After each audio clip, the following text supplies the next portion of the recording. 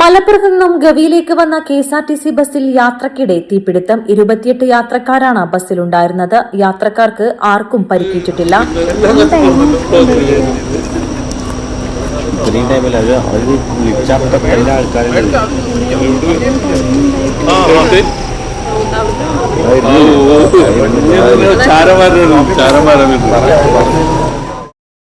കഴിഞ്ഞ ദിവസം രാത്രി 9:30-യോടെയാണ് സൂപ്പർ ഡീലക്സ് ബസ് മലപ്പുറം ഡിപ്പോയിൽ നിന്നും ഗവിയിലേക്ക് പുറപ്പെട്ടത്.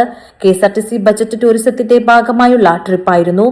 എന്നാൽ ബുധനാഴ്ച പുലർച്ചെ 3:45-ഓടെ കോട്ടയം മണിമല ജംഗ്ഷൻ കഴിഞ്ഞ് 3 കിലോമീറ്ററിന് ശേഷം പുഴയടുത്ത് സമീപത്തെത്തിയപ്പോഴാണ് ബസ്സിന് തീപിടിച്ചത്.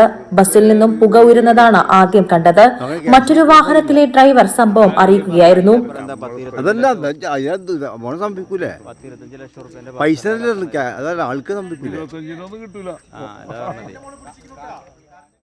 ഉടൻ തന്നെ ബസ് ജീവനക്കാർ യാത്രക്കാരെ പുറത്തിറക്കി.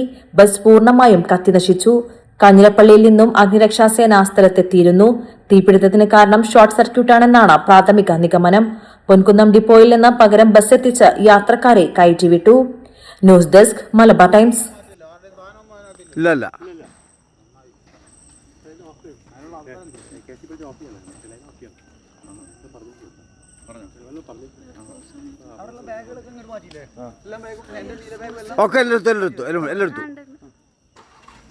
എല്ലാരും ഇങ്ങോട്ട് മാറിയില്ലേ?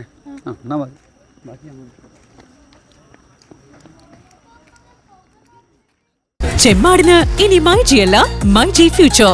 MyG Future Calicut Road Chemmad.